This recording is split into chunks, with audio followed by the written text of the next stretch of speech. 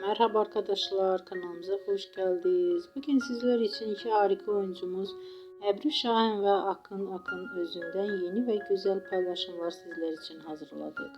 Onlar Hercai dizisinde rol almış ve herkes tarafından beğenilmiştir.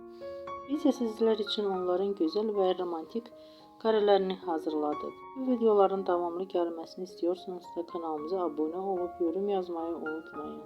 Hələlik bizden bu kadar.